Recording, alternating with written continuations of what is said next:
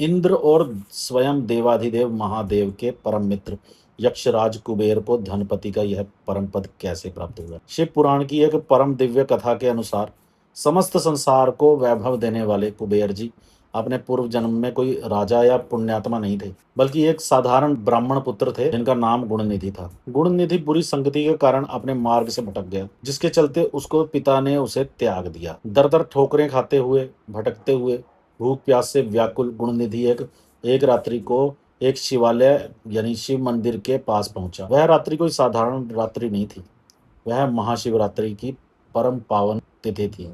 मंदिर के भीतर भक्तगण महादेव की दिव्य आराधना और कीर्तन कर रहे थे और गुणनिधि एक कोने में छिपकर भक्तों के जाने की प्रतीक्षा कर रहा था। उसका उद्देश्य भक्ति नहीं, बल्कि भगवान को अर्पण किया गया नैवेद्य ग्रहण करना था। इस प्रकार उसने अनजाने में ही सही पूरी रात जाग कर व्यतीत की, जिससे उसका शिवरात्रि का जागरण पूर्ण हुआ। अर्धरात्रि को जब सब सो गए तो गुणनिधि दबे पांव शिवालय के समीप पहुंचा, किंतु तभी गर्भगृह का मुख्य दीपक बुझने लगा और चारों ओर अंधकार छा गया। साक्षात महादेव के विग्रह को देखने और नैवेद्य ढूंढने के लिए प्रकाश की आवश्यकता थी।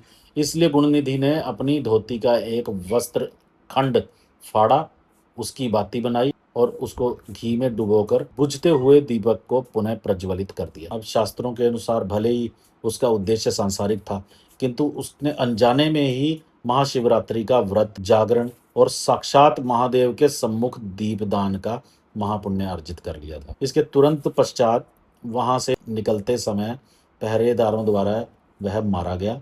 मृत्यु के बाद जब यमदूत उसके प्राण लेने आए तो भगवान शिव के गणों ने उन्हें रोक दिया। साक्षात भोलेनाथ ने कहा कि इस जीव ने शिवरात्रि को क्षुधा और प्यास को सहन किया और मेरे गर्भगृह के अंधकार को दूर किया है, इसलिए इसके सारे पुण्य पाप भस्म हो चुके हैं। इस महापुण्य के प्रभाव से उसका अगला जन्म कलिंग देश के राजा अरिंदम के यहाँ हुआ, जहाँ उसका नाम राजपुत्र दमोत्सव रखा गया। उसने जीवन भर शिव मंदिरों में अखंड दीपक प्रज्वलित रखने की परंपरा को निभाया। इसके पश्चात अपने अंतिम और परम दिव्य जन्म में वह महर्षि पुलस्त्य के पौत्र और महर्षि विश्रवा व माता इड़विड़ा के पुत्र बने, जिन्हें वैश्रवण कहा गया। वैश्रवण ने बचपन से ही सात्विक और तपस्वी जीवन अपनाकर परम पिता ब्रह्मा को प्रसन्न करने के लिए हिमालय में हजारों वर्षों तक घोर तपस्या की।